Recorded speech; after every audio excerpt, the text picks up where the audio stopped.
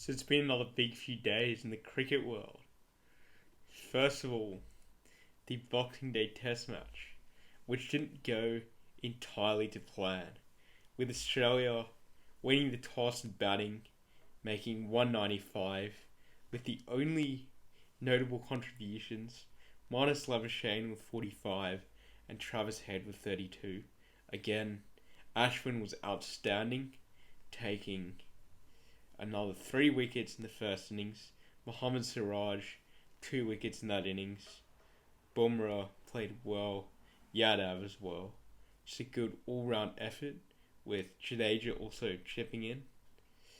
And in reply, India got around 300 with Ajinkya Rahane making a memorable Boxing Day 100 as he did 6 years ago to put India in a commanding position at that time with a nice lead of 130, and with Australia's batting wobbles recently, you would think that would be enough and they wouldn't have been chasing a huge score. And yet again, we're right, with Australia again failing to make a decent contribution with the bat, getting all out for 200 with not too many decent contributions. Labuschagne again, 29.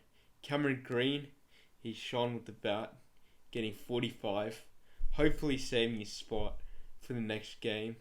Pat Cummins, very defensive 22, but with Australia being 6 down on the fourth day, only 133 runs with a 2-run lead, it was always going to be a tall task.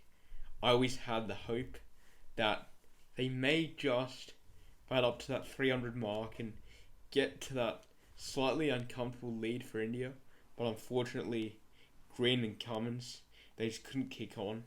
And I had a feeling after that Cummins wicket that the next few would fall cheaply, but to my surprise, Mitchell Starc played a nice defensive innings, getting a not out in the end and not playing too many shots and wasting his wicket as he did in Adelaide and he has done in the past, with taking one shot too many, a bit too early in his innings. Mohammad Siraj again bowled well, same as Ashwin. Siraj getting 3, Ashwin getting 3.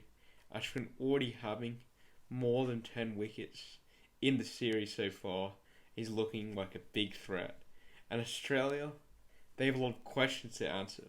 Travis Head, he hasn't performed too well with low average. Joe Burns again missed out in both innings, getting a accumulated score of 4 across the match.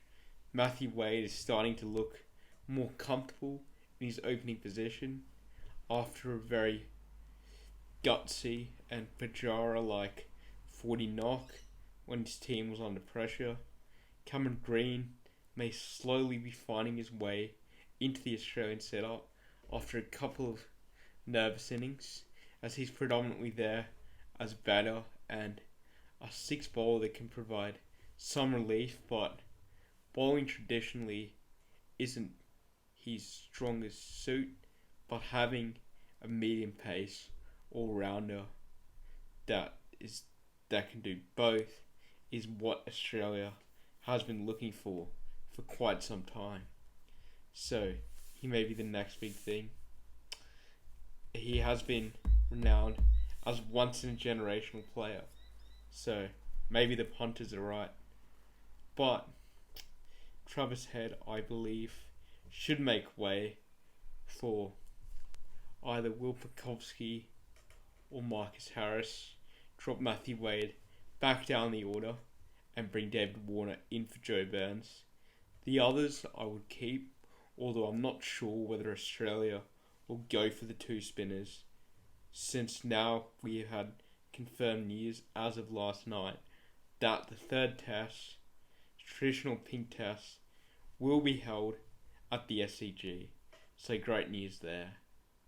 And the Big Bash, the Sixers have continued their form with a couple of thriller victories, win by 1 wicket with 1 ball remaining against the Stars on Saturday night after they were all but out in that match, with Daniel Hughes scoring a superb 96 off 50 balls and making the impossible task possible, as well as a few leg byes at the end to seal the win.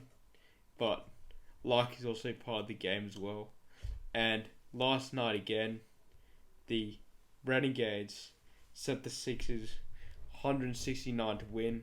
They needed 16 off the final over, and yet again they delivered, with Jason Holder in his last game in his three-game stint hitting the winning runs and bringing the Sixers back up to first place. The Scorchers' horror season continues, going down to the Adelaide Strikers after initially getting a really strong start, chasing 165 but falling short, getting 94, with the Strikers running out 72-run winners on the back of Rashid Khan's batting and bowling performance.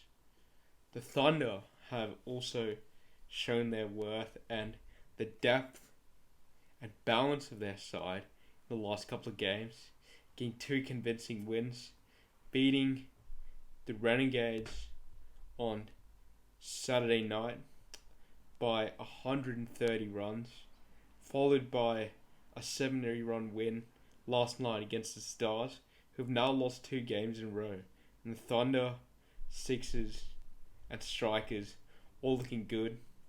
The Stars and the Hurricanes, they're all thereabouts. The Heat also got their first win the other night, beating the Hurricanes by 5 wickets after a really strong start. James Bazley played an excellent debut when he was under pressure, along with Jimmy Pearson, who nearly pulled off a miracle in the game before, getting a 69 not out against the Stars. No, sorry, not the Stars. Against Strikers. Yes, after he hit Peter Siddle for 16 runs. Anyway, my apologies for that. So, the Heat might be turning a corner, and without Chris Lynn, who's out with a hamstring injury and will not feature for the next couple of games. So tonight, the Heat have an opportunity to continue that winning streak with a game against the Hurricanes, and the Hurricanes will want revenge. So, the Renegades, Scorchers, and Heat have a bit of work to do. The other teams are there or thereabouts. It's going to be an exciting BBL, as is already, with some high scores and some electrifying players. Nicholas Perron has already lit up the BBL with his magnificent 65 of 25 balls in his debut game against the Sixers, after the Stars are all but gone at 3 for 60 from 10 overs. Him and Glenn Maxwell combined for a 120-run partnership. So it just shows how a couple of players, when they're in the mood, they can really get the job done. And that's what was missing last night for the Stars, when Perron and Maxwell, they just didn't get off to a good start. Ben Dunk threatened to take the game back, but by then it was already too late. And Tanvir Sangha, the young leg spinner for the Thunder, really bowled well, with a good economy, picking up a couple of wickets. So, the Test Series Australia-India is now very exciting, with Australia under pressure, India levelling the series after being all but out after their capitulation last game, getting all out for 36, and really being robbed of the game and giving the game away after that ascendancy in the first innings in Adelaide. And this puts the Australians back under pressure, as it's the first time in Australia they're on the back foot, chasing a second straight time where they could lose the Border Gavaskar Trophy. So India could be on the cusp of making a new legacy here with winning Down Under, which up until 2 years ago they hadn't been able to achieve. But Australia could still come back. Both the BBL and the Australia India series very exciting as looking forward to what will come next.